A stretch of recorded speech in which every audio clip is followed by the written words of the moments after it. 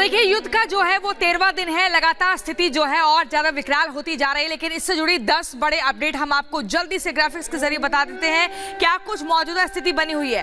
देखिए, सबसे पहले गाजा बॉर्डर पर इजरायली टैंक तैनात हुए हैं। मुख्य तौर पर यह बड़ी बात है, टैंक से इजरायल ने हिजबुल्लाह के ठिकानों पर हमला किया है। इसके अलावा लेबनान सीमा से इजरायल पर हमले किए गए हैं। साथ ही ये भी जानकारी है कि रफा में इजरायली बमबारी से 13 लोगों की मौत हो गई है। मौत का आंकड़ा भी लगातार बढ़ रहा है। लेकिन वहीं बेथलेहम की बात करें तो यहाँ पर इजरायली सेना ने एंट्री कर ली है। आईडीएफ की एंट्री होती जा रही है। इजरायल के हमले में गाजा के 3 आवासीय टावर ध्वस्त हो चुके हैं। अमेरिका ने हमास के 10 सदस्यों पर प्रतिबंध लगा दिया है।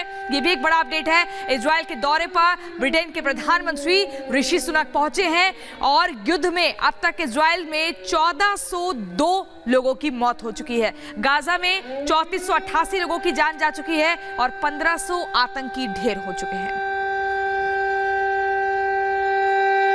और इसी बीच एक बड़ी खबर आपको बता रहे हैं, गाजा में इजरायल का एयर स्ट्राइक, ये बड़ी खबर मिल रही है। एक बार फिर से एयर स्ट्राइक किया गया है गाजा में इजरायल की तरफ से। देखिए, आईडीएफ ने पूरी तैयारी कर ली है। अमेरिका की बात करें तो ग्रीन सिग्नल मिल चुका है ग्राउंड पर, यानी कि जमीन से हमला करने का। और वहीं ये नए एयर स्ट्राइक को लेकर जानकारी मिल रही है। तस्वीरें आपके सामने हैं।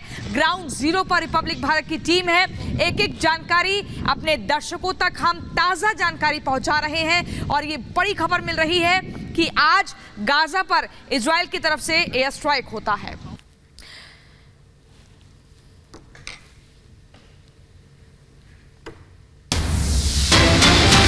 करते इस वक्त एक और बड़ी खबर का हिजबुल्लाह को लेकर आईडीएफ का बड़ा बयान। हिजबुल्लाह के ठिकानों पर हमले हो रहे हैं, ये बात आईडीएफ कह रही है। आतंकी ठिकानों की पहचान की गई है और उस पर निशाने लगाए गए हैं, वहां हमला हुआ है। पहचान के बाद यह कार्रवाई की गई। तमाम कोऑर्डिनेट्स की जांच हो रही है। एक डिफेंस सैटेलाइट है जो लगातार हिजबुल्लाह और हमास के आतंकियों का जो कोऑर्डिनेट है उसे लॉक कर रहा है और उसके बाद बाकायदा एक प्रिसाइज हमले हो रहे हैं, एक एयर स्ट्राइक की गई है। और ये बात आईडीएफ कह रही है कि हमने तमाम ठिकानों की पहचान की है, उसके बाद हमले किए हैं ताकि ये आइडेंटिफाई हो सके कि ये जो ठिकाने थे आतंकियों के थे, हमास के थे, हिजबुल्लाह के थे। क्योंकि अस्पताल पर जिस तरह से कल हमला हुआ उसके बाद से लगातार इजराइल, हमास और हिजबुल्लाह की तरफ से सफाई आ रही है और अब ये बात आईडीएफ कह रही है कि प्रिसाइज जगहों पर ही हमले हुए हैं। और इस बीच एक और बड़ी खबर आपको बताते हैं, जहां लेबनान के लिए एडवाइजरी बदल दी है। नागरिकों को तत्काल लेबनान छोड़ने के लिए कह दिया है। ऑस्ट्रेलिया की तरफ से ये नोटिफिकेशन जारी किया गया जिसमें अपने नागरिकों से कहा गया है कि आप तुरंत जल्द से जल्द यहां लेबनान छोड़ दें, क्योंकि अब लगातार लेबनान पर भी यहां हमलेबाजी तेज हो गई है। जिस तरीके से हिजबुल्लाह ने साथ दिया हमास का और उसके बाद अब इजराइल ने पूरी तैयारी कर ली है। इजराइल ने 12 घंटे का जो ब्यौरा है वो तक जारी कर दिया है और बताया है कि आखिरकार कितनी बार हमला किया गया है और हिजबुल्लाह की तरफ से कितनी बार इजराइल पर निशाने दागे गए हैं, जिसमें से 4 एंटी टैंक मिसाइल ऐसे थे जिन्हें यहां निष्क्रिय किया गया इजराइल की तरफ से। और अब इस बीच में ऑस्ट्रेलिया की तरफ से एक नोटिफिकेशन जारी करके कहा गया है कि जो हमारे नागरिक यानी कि ऑस्ट्रेलियन नागरिक हैं जो लेबनान में रह रहे हैं वो जल्द से जल्द यहां लेबनान छोड़ दे। तो ये खबर आ रही है जहां लेबनान को लेकर के अब ऑस्ट्रेलिया की तरफ से ये ट्रैवल एडवाइजरी जारी की गई है, एडवाइजरी बदली गई है। कहा गया है कि नागरिकों को लेबनान छोड़ना होगा।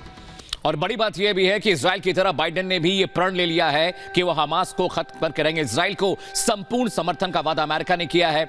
हमास को खत्म करने का ऐलान इजराइल के साथ साथ बाइडेन भी कर रहे हैं। गाजा में ग्राउंड ऑपरेशन की इजाजत की बात हो रही थी, उसकी परमिशन मिल गई। 2 एयरक्राफ्ट कैरियर की तैनाती की गई है। यूएस जेराल्ड आइजनहाइवर तैनात किया गया है।